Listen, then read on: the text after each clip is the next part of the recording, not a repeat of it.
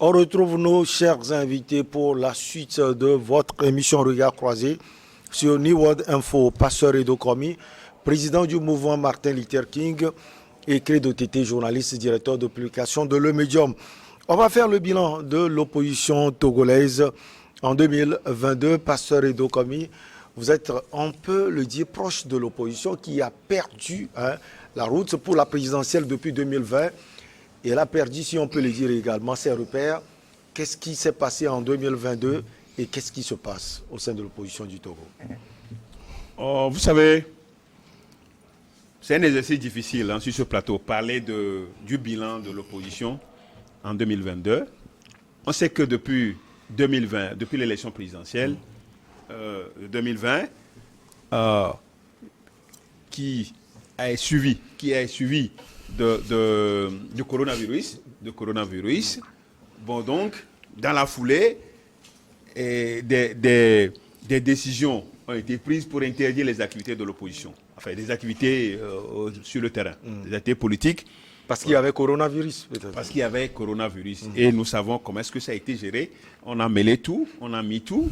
Et puis, bon, c'était bienvenu. L'occasion était bien pour qu'on puisse interdire les activités et que l'opposition qui était dans la dynamique de contestation de l'élection, bon, donc on a tout étouffé. La loi de manifestation, tout a été revu, et puis des fois même ça frise pour moi, ça frise de n'importe quoi. Parce que au même moment où on voit sur le terrain des gens se regrouper, des gens faire des choses proches. Quoi, des militants du parti au pouvoir, vous voulez dire? Oui, je voulais dire, parce que des ministres profitent pour aller faire des choses où quand même on voit des foules, mais chaque fois chaque fois que l'opposition veut organiser quelque chose, on interdit. Chaque fois qu'on va organiser une conférence de presse, on interdit. Chaque fois qu'on va organiser un meeting, on interdit. Bon, donc c'est sous le sceau d'interdiction. Vous voulez dire qu'il y a deux poids, deux mesures? C'est ça, Pasteur? Non, mais c'est pas. Les Togolais le savent très bien. Les Togolais le savent très bien, et aussi je le confirme ici sur le plateau. Ne pas le dire, peut-être je serais en train de cautionner ce qu'on a servi aux Togolais. Mais récemment, on a vu un meeting de la DMK. Justement. Vous savez combien de fois DMK et les autres ont reporté, les manifestations ont été interdites jusqu'à ce que celle-là même qui est prévue sur le terrain, sur la place publique de Vogon au niveau de la préfecture, a été délocalisée dans la brousse. Parce que un certain monsieur proche du pouvoir, je ne veux pas donner le nom, donc voulait organiser à la dernière minute une manifestation. On lui a permis de l'organiser sur cette public visible par tout le monde. Mais on a l'opposition la DMK qui avait voulu organiser une manifestation bien avant ces messieurs-là. On l'a délocalisé sur le terrain, vers le côté, là où personne... Donc vous voulez dire que toutes ces décisions n'ont pas avantagé l'opposition? Non, n'ont pas avantagé l'opposition. Et du coup, on ne peut pas parler de bilan. Quel bilan vous voulez qu'on fasse des activités de l'opposition? Il n'y en avait même pas eu. Il n'y a pas eu d'activité. Il n'y a pas eu d'activité pour qu'on fasse le bilan. Mais on a l'impression aussi, Pasteur Edo Komi, qu'au sein de l'opposition même, on se tire des balles. Donc ça, c'est un autre aspect de la chose. Non, mais ça fait partie également du bilan. Ça fait partie du bilan. C'est entre eux. C'est entre l'opposition. Non, mais le bilan de l'opposition n'est pas fait face au parti au pouvoir. Le pasteur Edo Komi n'a pas le courage d'aborder le sujet. Donc, ce qu'on dit, le bilan de l'opposition en 2022, ne peut pas tourner autour du pot. Pour toi, faire le bilan de l'opposition, ce serait un jeu très facile où tu vas parler, tu vas raconter que tu sais faire de l'opposition. Mais moi, ce que je dis, c'est que il faut qu'on arrête deux poids, deux mesures, la politique de deux poids, deux mesures. Nous sommes tous des citoyens togolais. Quand il y a manifestation pour le parti au pouvoir, il doit y en avoir pour l'opposition. Je reconnais quand même qu'au sein de l'opposition, il y a eu des tirs. Ouais. Il y a des tirs, il y a des accusations internes, donc ça peut fragiliser, cette opposition. Mais il n'y a pas eu d'activité phare qu'on peut citer aujourd'hui en 2002 au niveau de l'opposition. D'abord, on dirait que le contexte politique depuis 2020, ça c'est comme ça, hypnotisé. Je ne sais pas, c'est le terme. C'est bienvenu. L'opposition qui est rentrée dans une certaine léthargie. Et donc, c'est tout ce qu'on peut dire. Mais un bilan, pour dire que est-ce que le bilan est négatif ou positif, il n'y en a même pas pour qu'on puisse en parler, pour qu'on puisse décrire, pour qu'on puisse lui coller ce qui lui convient, comme positif ou négatif. Donc, de toutes les façons, il va falloir quand même que l'opposition, en 2023, se redéfinisse, parce qu'on ne peut pas, en démocratie, on ne peut pas parler d'un pouvoir sans opposition, ce n'est même pas bien. Un pouvoir sans opposition, c'est-à-dire le contrepoids. L'opposition joue le rôle de contrepoids et permet au pouvoir de pouvoir s'améliorer dans la gestion des affaires du pays. Donc si l'opposition est totalement détruite, totalement anéantie, et qu'on se réjouit quelque part pour dire qu'il n'y a pas d'opposition, paix à son âme. On se réjouit quelque part pour dire qu'il n'y a pas d'opposition, paix à son âme une fois encore. Bon, donc c'est dire que ce n'est pas normal. Il faut qu'il y ait une opposition forte. Mais la force de l'opposition ne viendra pas du pouvoir naturellement, mais viendra du pouvoir au moment où on donne la latitude, on donne les tests, la légalité constitutionnellement, on donne à l'opposition ce qu'elle doit faire. Mais si on l'empêche de faire des activités, je pense que on se contenterait pour rien. On se contenterait pour rien et le pouvoir serait nul parce qu'il n'y a pas de contrepoids. Donc le pouvoir va penser que tout ce qu'il fait, c'est bien. C'est bien.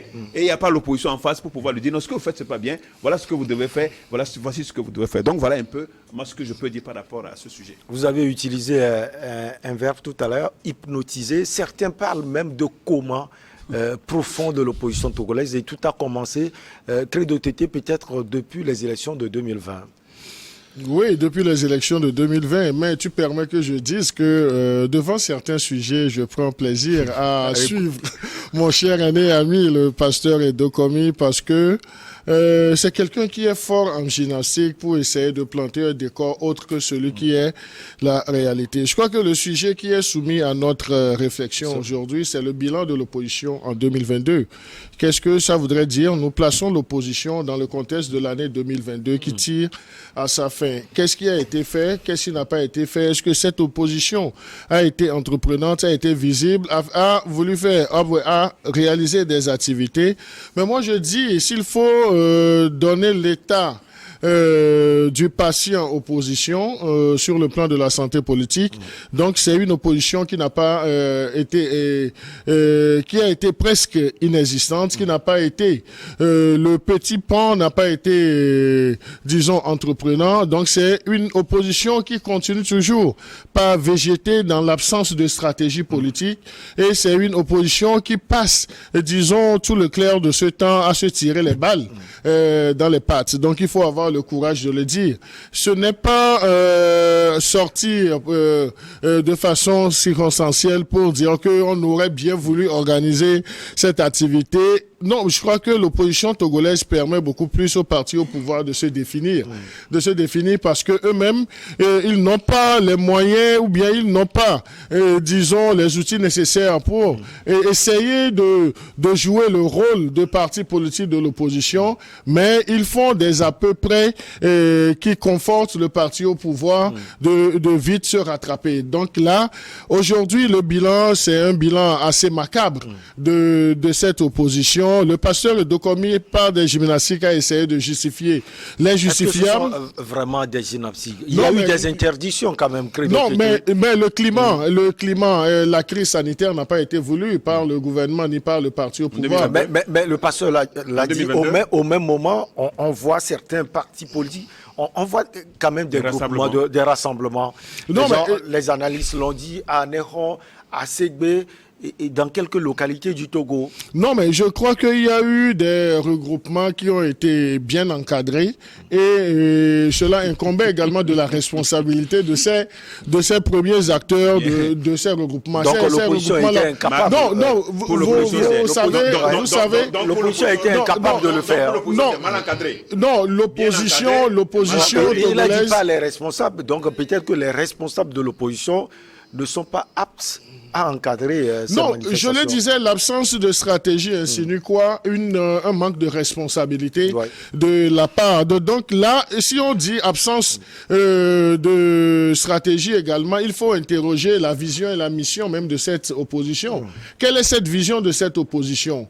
Quelle mission s'est assignée cette opposition pour arriver à espérer atteindre cette vision? Donc c'est là où nous interrogeons les stratégies. Les stratégies ne sont pas là. Si l'opposition, dans son ensemble, dans sa globalité, passe le clair de son temps à se tirer les balles dans les pattes, donc cette opposition ne serait jamais Ce point est efficace. très important pour vous. Non, oui, vous l'avez posé, donc il a essayé de faire des gymnastiques pour essayer de passer à côté de ce sujet, parce que ce sujet, ça le met mal à l'aise. Je sais, c'est son implication à rassembler, à fédérer les forces de l'opposition, mais il n'a pas réussi, même avec son chasuble Alors, qu'est-ce de qu'il a pasteur. divise dans Credo Tété? Non, mais c'est l'ambition démesurée. Chacun, on se définit professionnellement opposant parce qu'on a des arrières pensées et autres là. Donc c'est comme si nous sommes dans le domaine théâtral où on parle de l'arrière-cour. Les gens viennent à l'opposition parce que les gens veulent se donner une certaine consistance, veulent se définir. Donc ils ne pensent pas à matérialiser, disons, les points qu'ils ont énumérés, qu'ils ont vendus à leurs militants, mais les gens veulent se définir. Nous avons vu des partis politiques de l'opposition, même lorsqu'ils n'ont pas eu cette opportunité d'avoir des représentants au sein de l'hémicycle. Donc on a vu comment ils ont jasé. Mais on a vu également comment certains sont parvenus à avoir, disons, des gens au niveau de nos mairies. Et nous voyons également l'utilisation, bien l'usage qu'ils font de ce pouvoir-là. Donc aujourd'hui, ayons le courage de le dire. Notre opposition est... c'est les maires de l'opposition qui posent problème à ce pays.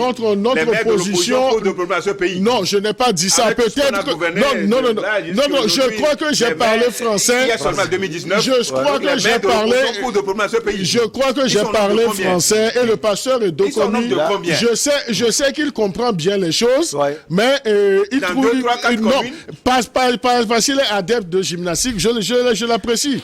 Donc il fait assez de gymnastique, de magie pour essayer de justifier, de supporter ses arguments. Mais moi je dis, c'est une opposition qui est inexistante et ce qui a donné un statut amorphe à cette opposition en 2022. Tu contribues même pas tes écrits à cette inexistence. C'est que cette opposition manque lamentablement de stratégie. Et une opposition qui ne voudrait pas également qu'on puisse la critiquer, donc c'est une opposition qui est mort-née. Et nous avons vu les guéguerres entre un parti politique, l'ANC que soutient implicitement le pasteur Edokomi, contre d'autres partis de l'opposition. Nous avons vu. Ce matin, je suivais le président du PDP, un autre parti de l'opposition, Innocent Kabara, qui était sur une radio de la place, qui a essayé de planter le décor pour dire que l'opposition n'est pas rassemblée. On a vu ce parti politique de l'opposition qui a toujours dénoncé, qui a voulu justifier sa non-présence dans un cadre de discussion pour dire que c'est parce qu'il y a d'autres partis qui ne seraient pas représentatifs. Donc je crois que c'est un faux fuyant. Donc on ne doit pas définir l'opposition par rapport à son parti politique, à ses actions. Et vous savez également, la gangrène même de cette opposition-là, c'est un certain malheur. Malheur lorsque on prend des gens qui n'arrivent pas à diriger leur parti politique, mais qui préfèrent seulement prendre la tête des regroupements. Donc je voudrais parler de Madame Brigitte Adiamagbo Johnson, qui est une poisse aujourd'hui pour l'opposition, qui est une amie personnelle du pasteur Edokomi. Je m'en excuse, mais disons la vérité. Pasteur Edokomi, ça c'est du côté radical. Il y a une partie de l'opposition qui se retrouve également dans l'hémicycle, qui fait quand même un bon boulot. Non, donc, avant d'arriver là... Avec les réformes. Oui, bien sûr. Non, écoutez, avant d'arriver... Bon, je crois que Credo doit arrêter des affirmations gratuites sur ce plateau. Non, mais en quoi j'ai fait des affirmations gratuites? J'ai fait des analyses. Vous en avez fait aussi. Vous avez fait également des analyses. Mais ayez le courage d'assumer vos analyses. Je suis ami personnel de tous les acteurs politiques de ce pays. Je suis ami de tous les acteurs. quelle que soit leur tendance, parce que la politique, c'est de ça il s'agit. Nous ne sommes pas des ennemis. Nous sommes des adversaires politiques, des mêmes citoyens qui veulent œuvrer, qui ont l'ambition d'œuvrer pour le bonheur de tous les Togolais, de toutes les Togolaises. C'est de ça il s'agit. Bon, donc, venir affirmer, disent que non, pour choisir des amis, non. De Lomé à Sinkase, tous les Togolais sont mes amis, sont des compatriotes. Nous sommes des concitoyens. Moi, c'est ma manière de voir la chose. C'est vrai que nos opinions divergent. Nos opinions varient. C'est tout à fait normal. Et c'est ça qui fait la diversité, qui fait la richesse d'un pays, la diversité. Et ce n'est plus le moment de regarder dans une même direction. Je crois que c'est par le passé. C'est révolu cette manière de voir dans la même direction. Alors, quand nous parlons de la situation de l'opposition et que Credo a tenté d'écrire d'une manière ou d'une autre, en crucifiant une fois encore l'opposition, l'opposition qu'il a déjà, par ses écrits, ses écrits déjà montrent que l'opposition, il a joué une part de responsabilité. Ah bon? dans la chute de l'opposition avec ses écrits. Et maintenant, un parti de l'opposition. Vous avez parlé d'un parti de l'opposition. Je crois qu'il faut cesser de faire des mélanges. L'opposition, on connaît la description de l'opposition, on connaît le parti au pouvoir et tous ces affidés, c'est-à-dire tous ces partis. Les gens les appellent souvent des béquilles. Les béquilles ou bien les partis satellitaires. Ah bon? Donc, quand on n'est pas radicalement opposé au pouvoir en place, on est béquille. Il n'est pas question d'être radical, il est question d'être méthodique. Donc les partis qui se trouvent dans les méthodiques ne sont pas méthodiques. Il faut être méthodique. C'est pas vous verrez comment le pasteur de combien tellement mal à l'aise qu'il a de la peine à trouver les mots justes pour essayer d'étayer ses argumentations. Tu me regardes, l'aisance avec laquelle je parle sur ce sujet. Non, mais vous n'êtes pas à l'aise. Vous n'êtes pas à l'aise lorsque nous parlons, ou bien lorsque vous parlez de ce parti politique. Ayez le courage de nommer ce parti politique de l'opposition. On va marquer la Je veux parler de quel parti de l'opposition? Non, mais vous l'avez dit dans votre développement. On va parler de ce parti. Je n'ai pas encore même nommé le parti. Vous n'avez pas justement le courage de nommer ce parti politique. On va marquer la pause. Nous n'allons pas parler dans le vide. Vous parlez bien sûr de PDP. On va marquer la petite pause et on revient pour la suite.